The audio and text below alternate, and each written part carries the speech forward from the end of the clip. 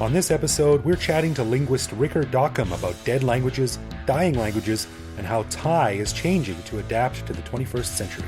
So if you're interested in the lovely and confusing Thai language, you'll definitely want to hear this episode of the Bangkok Podcast.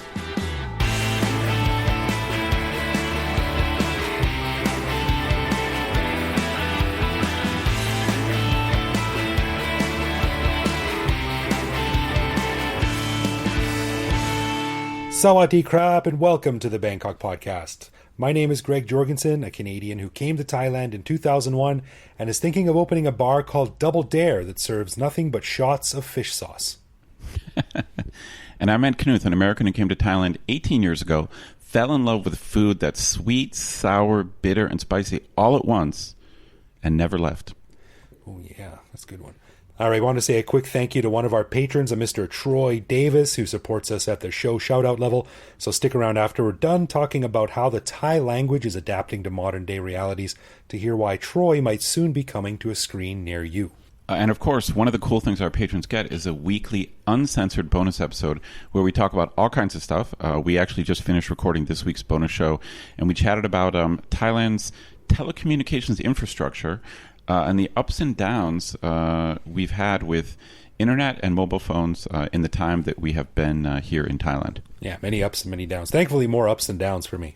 So before we jump into it, we want to introduce a short new segment called So There You Go. Because on a recent show, we got to talking about rhubarb and about how we had never seen it in Thailand. You remember that, Ed? I do remember that. Yeah, well, my buddy Scott, who listens to the show, he sent a photo to me of a mixed berry rhubarb crumble pie with custard sauce that he saw at Starbucks. So it's here in Thailand. It's just not that common. Thanks for that, Scott. That's interesting to know. And also I did some reading up on it. Apparently, did you know this, Ed? Rhubarb comes from China. And it was being used as far back as 5,000 years ago as a medicinal herb. I do find that fascinating because it grew in my backyard in Ohio, and I used to pull it out of the ground and bite it before I cleaned it as a child. That's how I ended up the way I am today. All right, well, so there you go. All right, on this episode, we are very happy to welcome back one of our old friends, Rikker Dockum, a historical linguist and all-around swell guy studying evolutionary linguistics. He took a break from getting his PhD at Yale to spend some time studying several dying languages up near the Indian-Burmese border recently. And on his way back to the States, he stopped by to chat with me a bit about how languages evolve, why they die, and what's going on with Thai as we get further and further into the 21st century in this very, very connected world. So here's my interview with our good buddy Rikker.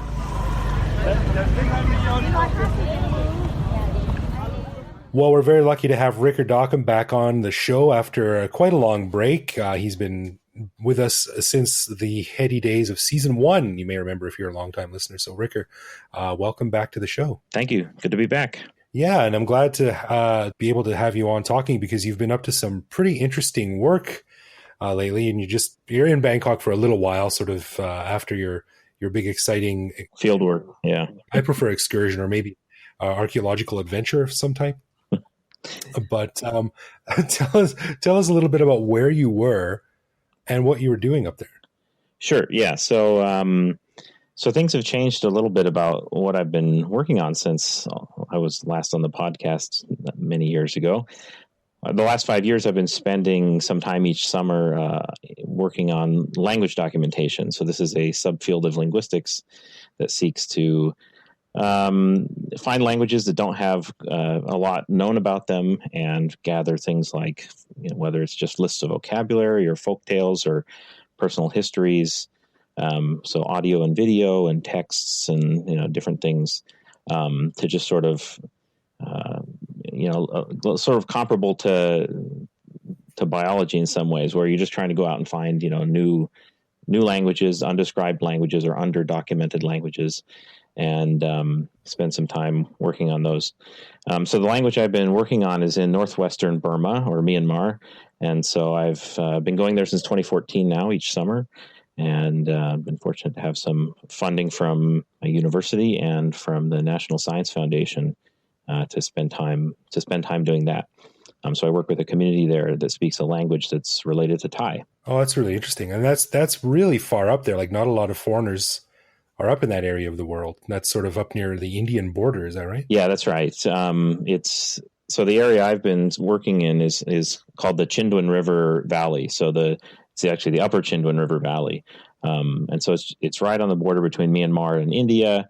Actually, across the river are the Naga Hills, which form the border with India, and so it's just on the other side of the border is another dialect of the language that I've been working on. Been working on documenting, and that dialect has had documentation, has had people who've made descriptions of it going back 150 years. But India is much the infrastructure is better. There's just a lot larger number of people, and so there's a whole lot more known about that dialect of the language. And over on the Burmese side of the border, things have always been a little bit mysterious. So that's why I ended up choosing to go there. And how is this? What's this language called, and how is it related to Thai? It's called Daikamti or Thai-Kamti. So a lot of people have probably seen Thai. I mean, Thai as in Thailand is spelled Thai, but you may have seen Thai spelled Tai as well, and maybe wondered what the difference was. So usually when you see Thai written Tai, that means the family of languages that Thai belongs to, and often that's actually pronounced Dai. And the reason for that is because most of the languages that Thai is related to, they just call their language Thai or Thai, and they have to add these descriptors to distinguish it. So Lao is like as an exception where they don't call it Thai, they call it Lao. But up there, they call their language Thai, and or in their dialect Thai. And so when they need to distinguish it from the other Thai speaking groups, they call it Daikamti. And so Daikamti has dialects in Kachin State, in Northeast India, and in Sagaing Division, which where I've been working. That's really interesting, and it's sort of it stems from the same base language that the Thai Thai language comes from, and then further back the Tai language comes from. Yeah, that's right. So they're all descendants of the same ancestor language. So I mean, probably the most accessible comparison is like Latin, and then you have Spanish and French and Italian and Portuguese and other languages that all descend from Latin. And so the way that happens is just over time through things like, sometimes it depends on, national divisions lead to, speeding up language change, but even if it weren't the case, you just have the natural sound change, natural change of the structures of language over time. If you give it enough generations, languages will diverge if people aren't constantly talking with each other. Right. And that's kind of one thing I wanted to get into, because I did a slight bit of research on here, and I am certainly no expert on languages, as any long-term listener would know.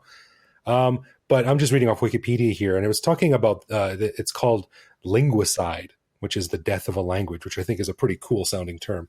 In fact, how about you and me start a band and call ourselves Linguicide? That would be pretty neat, wouldn't it? You got it. Next time I start a band. Started 3 this year. Well, it lists a couple of ways a language can die, and they are gradual language death, like slowly over a period of time. Like you said, it just sort of stops becoming spoken. There's bottom to top language death, which is cessation of the use of language except in special circumstances, like for liturgical or scientific purposes.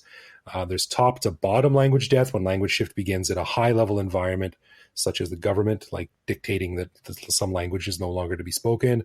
Radical language death, which is the disappearance of a language when all speakers of the language cease to speak the language, like if like a volcano or earthquake or something kills a whole sort of a small group of people who speak the same language. Linguicide, and then language attrition, the loss of proficiency in a language at the individual level. So what happened with Daikamti? So it's, there's basically these 3 main dialects, the one in sort of northern Burma, northwestern Burma, and northeast India. And they're just in radically different social environments. So as many people may know, there's one of the states of Burma is called Shan State. And Shan is actually another of the major either languages or language groups of the Thai, Lao, Shan family. And so over there, they've got millions of speakers of languages that are in that family. And so there they've got both, the social clout and just, the raw numbers that their language isn't going anywhere. Whereas in the area that I've been working, sure, they had their local rulers who ruled the area for a few centuries, but they're fairly recent transplants with somewhere in the order of maybe 300 to 500 years at the max, and possibly even on the shorter end of that estimate. And they're sort of transplants from a side group, the splinter of the splinter. So when you think of these different groups, they sort of all migrated south out of China. The ones that ended up in Laos and Thailand went basically due south, and the ones that end up in Burma went sort of southwest.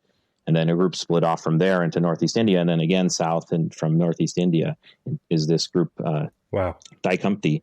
And so as Burma became a sort of modern nation, and was colonized by the British, and then eventually became independent, you saw an increase in the political power of the Burmese, or the ethnic Burman government.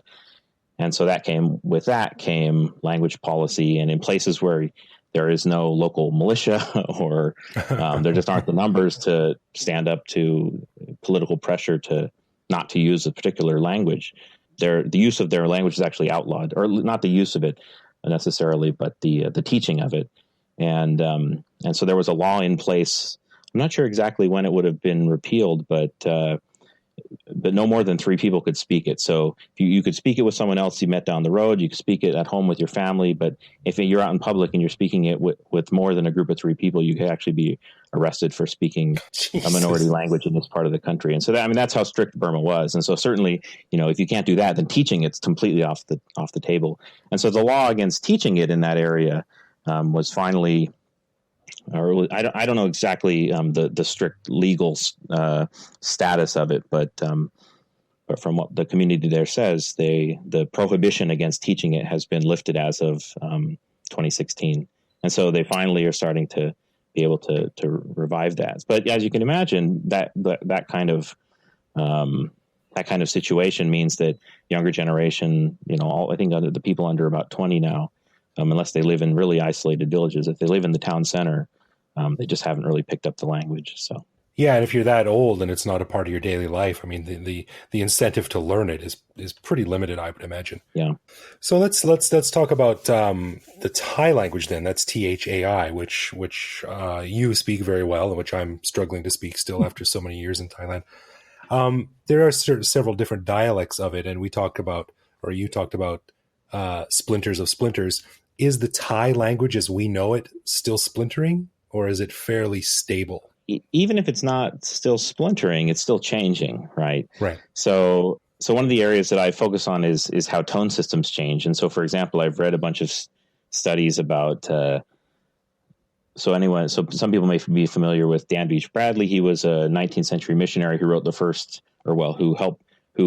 whose team compiled the first Thai dictionaries. This was in 1873. Isn't a drawing of that guy your avatar on Twitter? That's it. Yeah, that's right. It's not a drawing. It's actually a photograph, or I don't know if it's a photograph or a daguerreotype or what, but it's some sort of old image of the dude. Okay. He died in 1873, actually, the year his dictionary was published.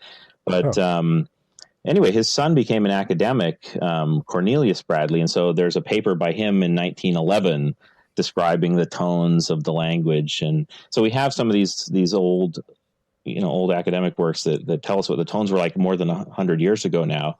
A lot of the stuff, when you read it, there's certainly stuff that goes back further. There's a grammar from 1828, but they use very impressionistic terms to describe tones. So it wasn't until, the early 20th century that we have a good description that we can actually get an idea of how it might have changed.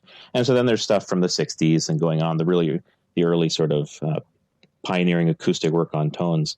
And so just then you can see that, for instance, what we call the high tone has gone from being more sort of high and level to being to rising. So starting a little bit lower and rising up high. And so this is like the tone in the word for horse, for example. So ma. And so it's not ma, this sort of high level tone that you have in some languages, but it's sort of high. It starts pretty high and is rising. If you start too low, it sounds like dog, ma. But if you start high and have a little bit of rise, it's ma, horse. Whereas if you just level and high, it doesn't sound right either. So this is a change. The fact that it's become this contour has been added from being fairly flat, more flat 50 years ago to being more like a rising tone. Right, and this is why I avoid telling stories about how I went out horseback riding, because it sounds to people like I was out riding a dog.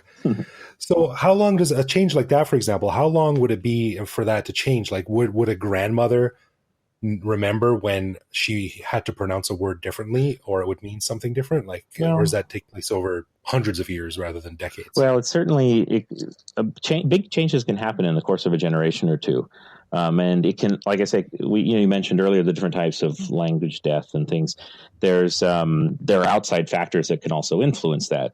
So I think Thailand is actually a case of is an example of really successful top-down language policy, or the sort of language standardization, and that's for better or worse. I mean, there you have essentially a whole lot of minority language death in Thailand in the 20th century, but you also have, a massive rise in literacy and sort of massively successful program of instillment of national pride and other things that were the intent of all of that. So it was someone who it's not as if someone remembers exactly how they would have said things when they were young and know exactly, it's that your sort of grammar, if we take grammar to encompass like all of the things you know about a language, not just, the way the words go together, but everything, including the sounds. If your sort of grammar of the language changes as you age. So you might remember, oh yeah, I think it sounded a little bit more like this when you were younger, but you might also, as you age, your language is changing as you go as well. So there's certain things that you'll remember and certain things you might not. Actually, and that's true in the area where I do field work as well, where there's a fellow who's in his late 70s now who he's just a gem because he's able to give me a sort of oral history of how the sounds of the language have changed. So certainly the case for some people, and for him it's especially relevant because he was a Dockum teacher. He taught it in the 70s, and then when it was outlawed, he actually went to prison for a year because he taught it when the military government didn't want them to teach it. But he sat me down and said, well, when I was young, we said this and we said this. The stuff he was telling me focused more on the vowels, but when I did a study of his tones and the tones of I think she was a 24-year-old woman, I gathered data from a bunch of people, and I used instrumental analysis and software to look at the tones, and the shape of his high tone is different from. He has more of like a high level tone, where the young woman had a rising tone. So anyway, there's like similar patterns as. Just over the course of a couple generations, stuff that's noticeable, and some people may or may not be, or more or less aware of it. How is Thai changing? How is the Thai language changing in the past 10 or 15 years you've been studying it? Have you noticed anything? Are words becoming shorter or quicker or easier to say or clipped in some way, or is there any sort of overarching change that's happening to the language? Well, that's a pretty quick time frame. And again, like it's sometimes it's really hard to know, like your memory is a little bit faulty when you try and think back of how things were when you first started, because I didn't know things as well back then, but things that I have noticed that are just variation. So I won't make the claim that it's particularly new or anything, but just how people pronounce like the consonant, chaw, like chaw chang, like lots and lots of people, maybe increasing numbers, I don't know, I haven't tested that, to say it more like shaw. It sort of becomes trendy to, instead of saying chun, you say shun, and you sort of hear this a lot in love songs on the radio and stuff like that. So there's changes like that. A really well-known change, which is much older, on the order of, I don't know, a century or two, is the fact that Thai still writes all these words like blah, like fish, with an L, as if it has an L in it, but more and more people just say ba, or the word for basil, like the world famous dish that one of the boys rescued from the cave wanted to eat as his first meal, pat kaprao. No one really says pat gaprao or grapao, even they say gapao so these clusters, like KR or PR or PL, they just get simplified down to just K or P, just the first part. So that's something that most languages in the family have undergone. And it's by the fact that the Thais have written it that way for centuries, and evidence from other languages, a handful of other languages that still have those. It's like we can triangulate back to what the sounds used to be before they changed. So it's possible to say in another 50 years or something, when someone asks you, you'll be able to say, I remember when Shan was pronounced Chan. Yeah, no, I mean, it could be the case. It's hard to predict what'll stick around. Actually, I just thought of another one that is sort of an old, it tends to indicate folks who are older in Bangkok, older residents of Bangkok, meaning their families have been around for a few generations. They didn't move in the last 20 years or so.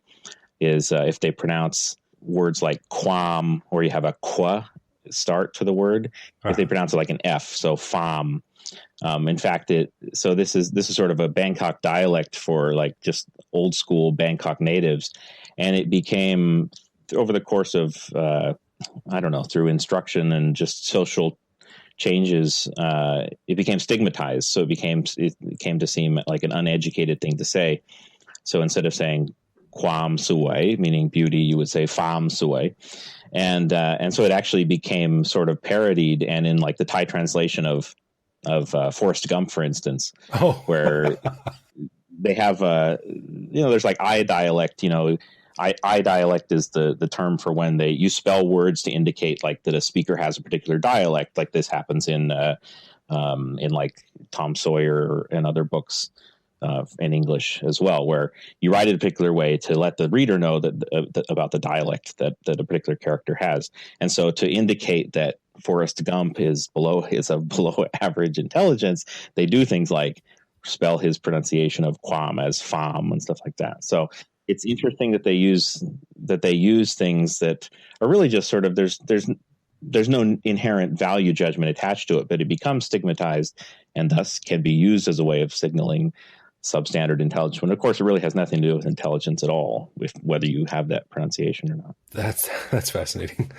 The only example I can think of is when I first came here, and the first word, of course, I learned was sawati krap, and everyone, sawati krap, and then someone leaned over to me one time and was like, "You can just say wadi krap, it's fine." Yeah, everyone says that, and I'm like, wadi krap, wadi krap.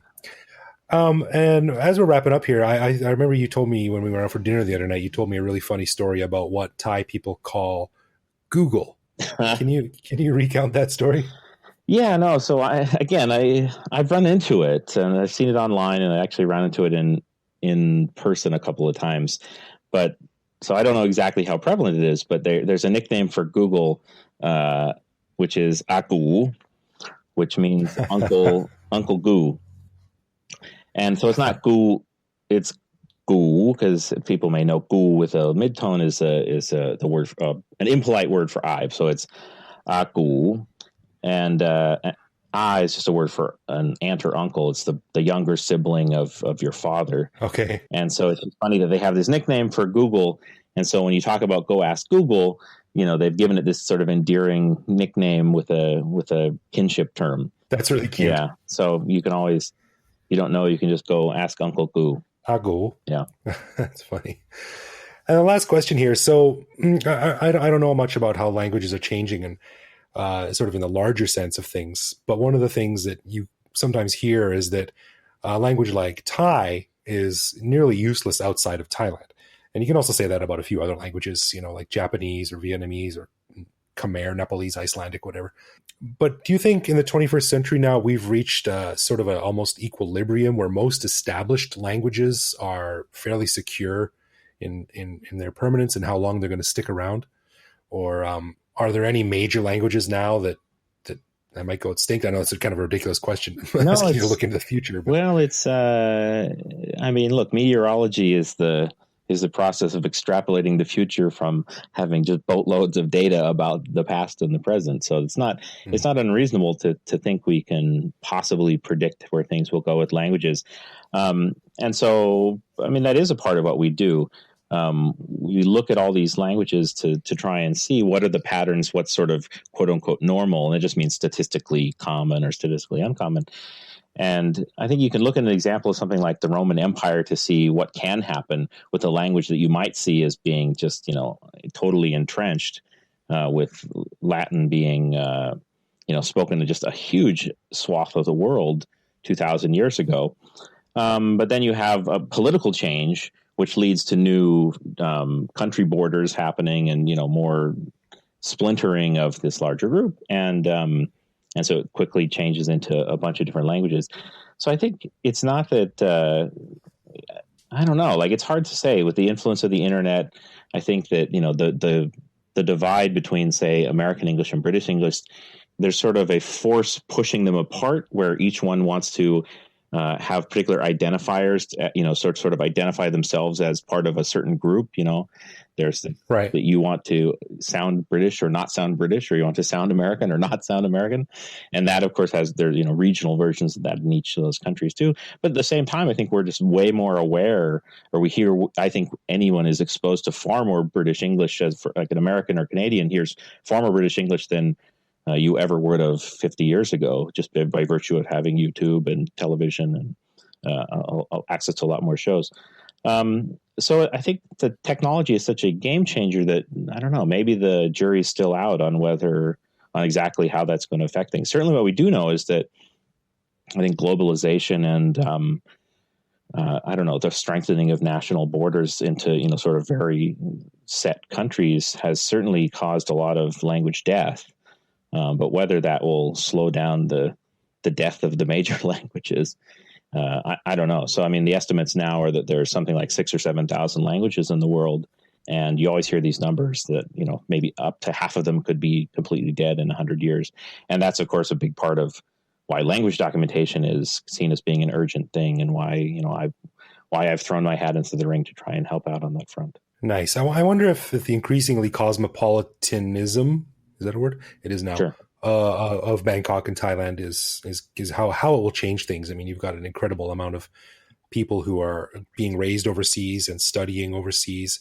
And a recent episode of the podcast we did was of these third culture Thai kids who were maybe have like, for instance, the guest of our show on Third Culture Kids had a Thai mother, a Japanese father, but was raised in America and Indonesia, and now she's living in Thailand. Wow. This is sort of a rhetorical question, but it's really interesting wondering what effect those people will have on the Thai language over 20 or 30 or 50 years. Yeah, no, certainly you could have sort of just influential people who are sort of language trendsetters, even if they don't mean to be. I don't know, you can think of in English like someone like Shakespeare, who is supposed to have coined just huge numbers of words. Like, to think what an influence that single person could have had on English, even if it sort of gradually took hold over the course of centuries. Yeah, no, it's really interesting. I mean, I think Bangkok Thai, there's just, you look at the sort of different genres of the language as well, like academic writing or, novels and news. They all have their different styles. And people have actually noted in academic writing that there's a huge amount of influence from English. There's way more use of the passive voice, which is a pretty common feature in sort of formal English writing. And so that has sort of filtered into Thai. And I think that is also sort of filtered down into spoken Thai as well, just by virtue of, people who get educations in Thai, get used to writing academic Thai, and then that sort of filters into their speech. So yeah, I mean, you can actually have influences by English in ways other than just borrowing the words. They're sort of covert influences that can still take decades to take hold.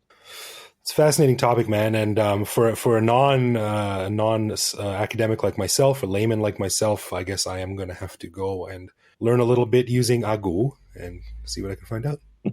Sounds like a plan. Good callback, huh? Thanks for coming on the show, man. It's always great to have you back, and hopefully we can have you on again when you're back from your far-flung adventures, and we can continue talking about how Thai is evolving. Sure, happy to come back anytime. Thanks, man.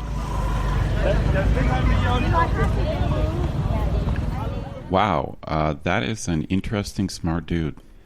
Yeah, it's yeah. If he wasn't so nice, I wouldn't like him. But he's intimidatingly smart. But he's one of the coolest guys I know. So that's always nice.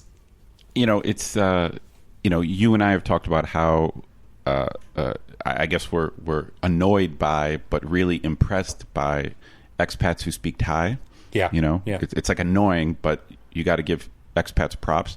And then here's a guy like Rikker who it's not like he can just speak Thai. It's like he actually understands the language on like a deep level, like a molecular level. Yeah, so he's like a meta language speaker. Yeah, he knows Thai like I know Star Wars, so that's impressive. The only difference is that my knowledge of Star Wars will never make me any money. That's probably true. All right, let's switch gears over to Love, Loathe, or Leave, where one of us surprises the other with a particular aspect of living in Bangkok, which we then discuss and decide if it's something that we love about living here, loathe about living here, or hate so much it makes us want to leave forever. And this week it's my turn. So Ed, indulge me for a second here. You are in the bathroom, standing there with your dong out, and from behind you hear "Kotoka," and this woman presses a mop up against your foot or has a paper towel and wipes down the wall in front of your face, and you're expected to just totally not even think that's weird. You know what I'm talking about? Well, I do absolutely know what you're talking about. I can't say. This is interesting. It's an interesting thing. I remember. I don't remember the exact first time, but I do remember being shocked right when I came to Thailand that cleaning women just essentially ignore you and come into restrooms and clean while you're going to the bathroom, because I don't remember that happening in the States. No, that's one the big thing now in the States, and it's not exactly the same thing, but is people going into their assigned bathrooms. Men go in the men's bathroom, women's go in the women's bathroom, etc.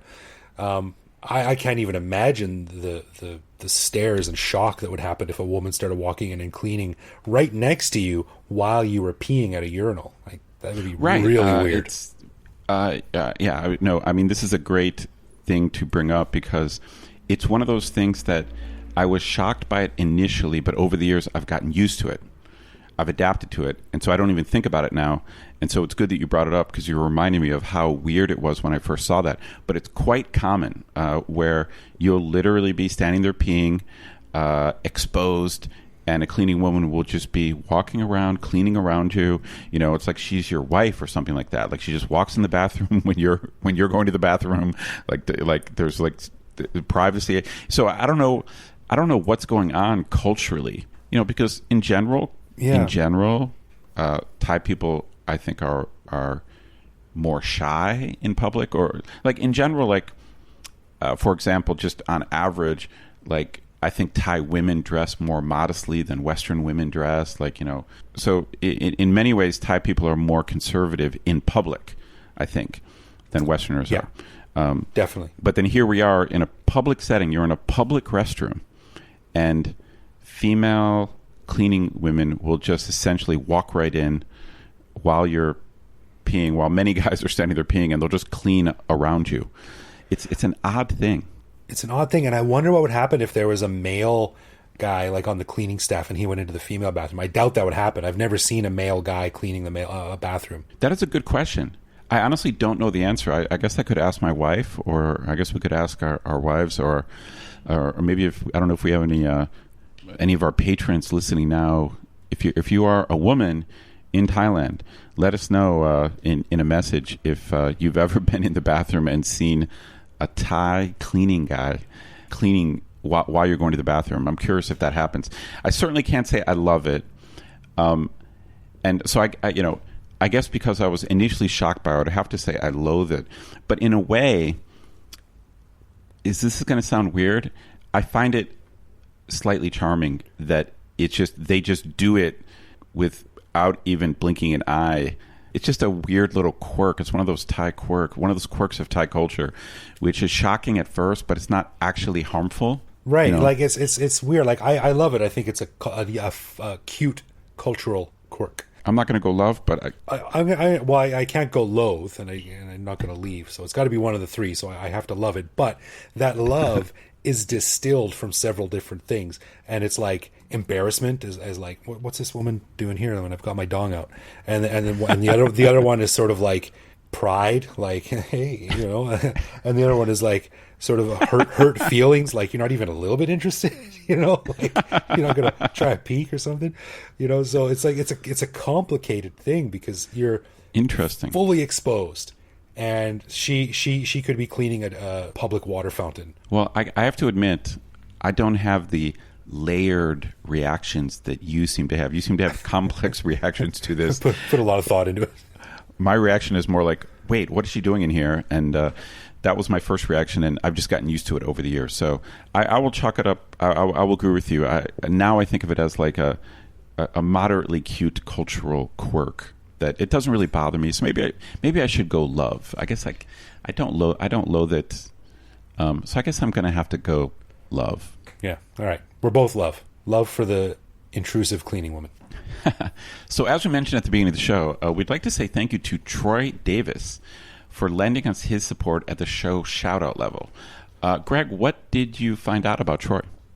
All right. Well, it turns out that Troy has a really unique skill. I did a bit of research around this dude, and he's a prodigy when it comes to building toys, of all things.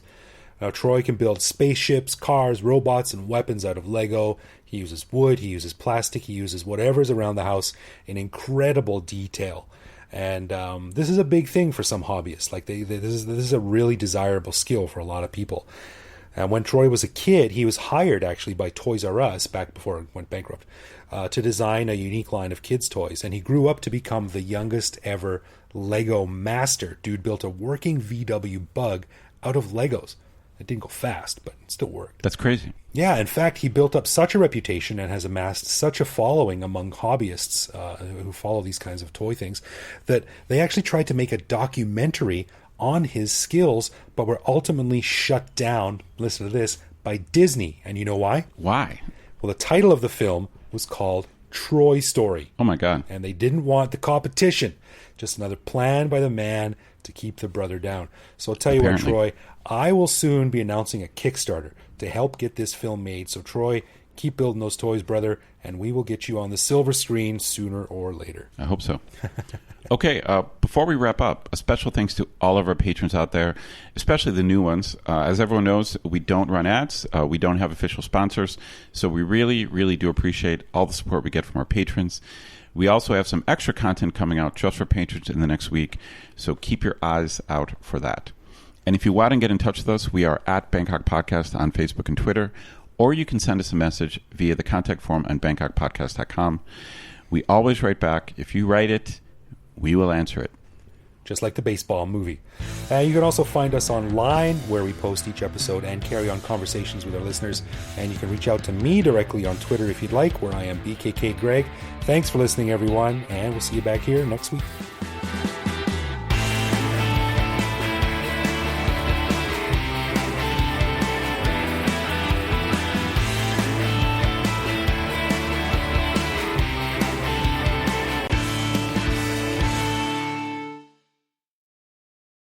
So obviously we recorded this interview a few weeks ago, and we just managed to get it up now. But actually, I can't say that.